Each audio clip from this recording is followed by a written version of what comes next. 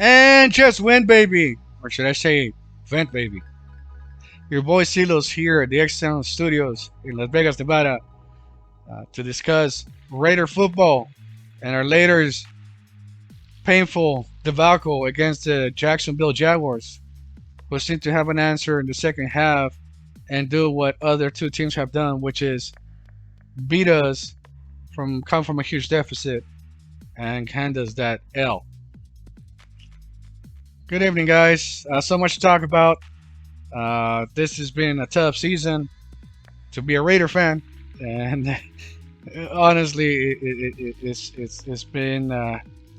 it's been something that we're getting accustomed. Unfortunately, Raider Nation, I feel your pain. Hey, I'm not mad at you if you are disappointed, upset, or pissed off. I know I am all of those. But with that being said, my loyalty remains to the silver and black. I love that team. I will bleed silver and black, and I will do until the day I die. With that being said, there's a few things I want to talk about. First of all, there's some reactions after that terrible loss to Jacksonville Jaguars, or should I call it meltdown? I could call it so many things, but at the end of the day, we lost. There's been some transactions that the Virginia has made almost immediately after the game and one today. Also, I wanted to break down a few things that happened in the game. What is it that exactly I was looking for to measure the progress, if any, with our team, which I figure out quickly that they're not progressing. I don't know if it's a team issue, I don't know if it's an organization issue, I don't know if it's a locker room issue, but there seems to be some kind of disconnect between players and coaches, and that is just creating a toxic environment in the locker room. As you can see, that there's a lot of frustration, as they should. These guys are professionals and expect to play and expect to win. And us as fans, obviously, we're I think frustrated, beyond frustrated at this point. But let's start with the news for today. As of today, earlier in the day, our 2019 first round pick, Jonathan Abrams, he had a next year option, which the team looked like they were going to pick up. They didn't wait until the end of the season. He's been cut as of today. They have released him. I believe that this is to send a signal that nobody's job is safe. And I'll get into it a little bit later, because there was a couple of articles, one from Raiders Wire, speaking specifically about that issue. But we also acquire Sidney Jones through the waivers.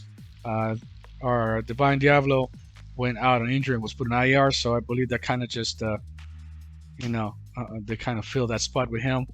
My honest opinion, a little too late. They should have been done the transaction before we played against Jacksonville. Would have given us some kind of help, because God knows our defense is Max Crosby, and that's pretty much it. My hat's off to dude. I got love for Max Crosby. He plays his heart out. He wears our colors in his sleeve. He's got a big heart, and the man tries. I see him in the game, and he really tries. But that's all we know. It's a team effort. It's very much relies one player to have the other player do their job, so then the job could get done. And it almost reminds me of when you had Khalil Mack, and Khalil Mack was pretty much the only guy in defense. It almost seems like it's the same thing now with our defense this season. So guys, what can I tell you? Where do I start? Jacksonville Jaguars. Seems like they saw what the New Orleans did to us most of the game, and what they did is said, okay, we've seen enough of your boy Davante Adams. We're gonna take him out for the second half.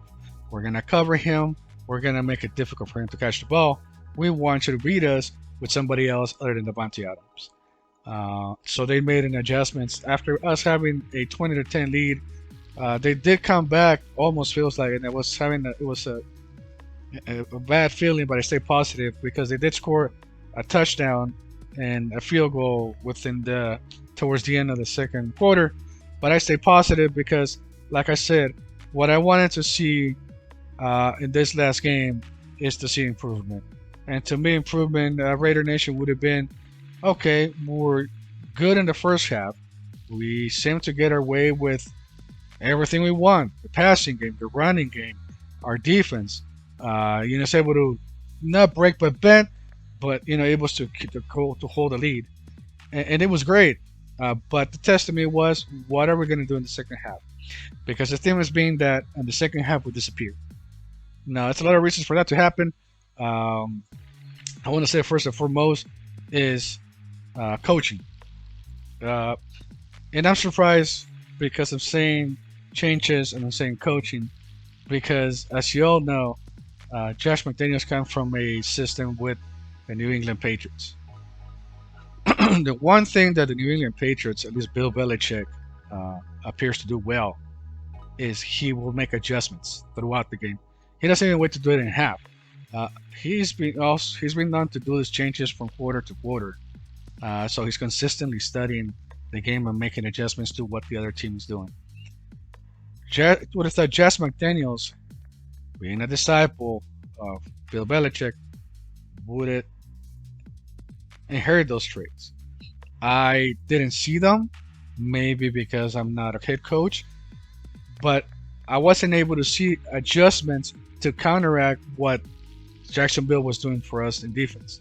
I didn't see adjustments enough to be able to counteract and continue to sustain the drives that we did in the first half.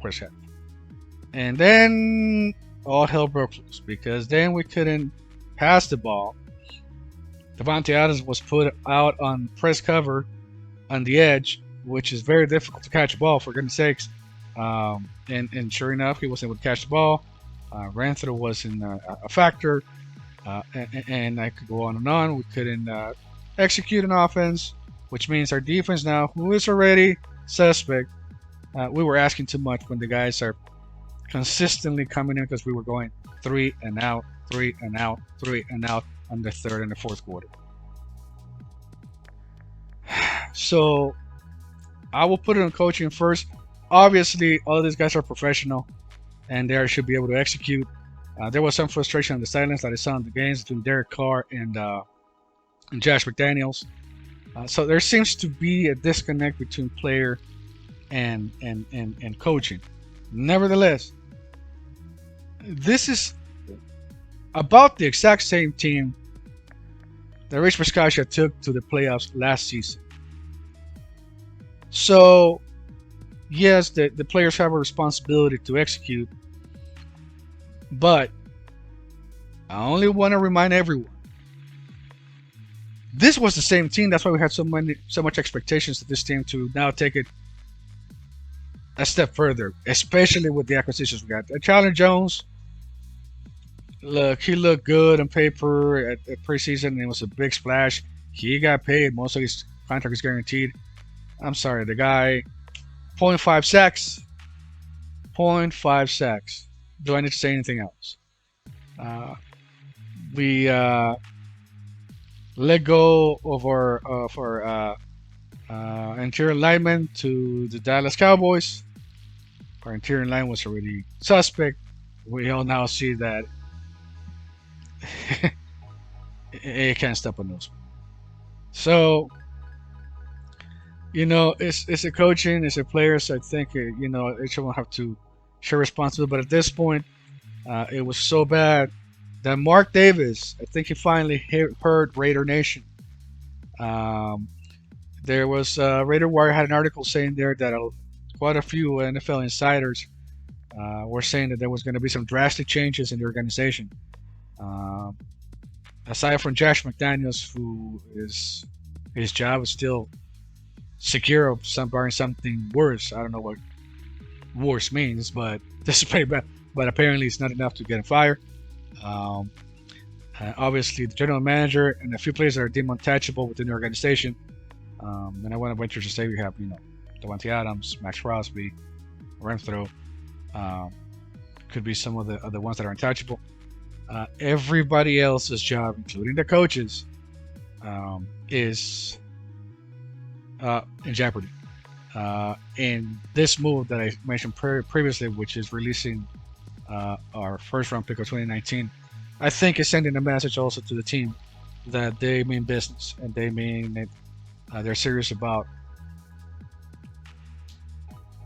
doing away with that, doing away with most of the team, having to get rid of whoever they have to improve this team. We have 11 to 14 picks for next season, about 41, $42 million on the salary cap. There's some contracts that could be restructured.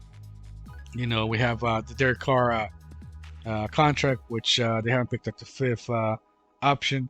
Also, Josh Jacobs, they haven't picked up the fifth option. I hope they do because Josh Jacobs have been a shining star, and I hope that if we're making these moves and we're looking out towards 2023, we should build around the core that we have. I hope we don't get rid of Max Crosby like Chucky did with Mac Attack. I hope they build around it, around Max Crosby. He deserves it. The guy plays his heart out. To me, he's the ultimate Raider. Obviously, no disrespect to Al Davis, who is the original Ultimate Raider. And they build around a running back and Davante Adams and Renfro. Not sure if they're going to keep Derek Carr.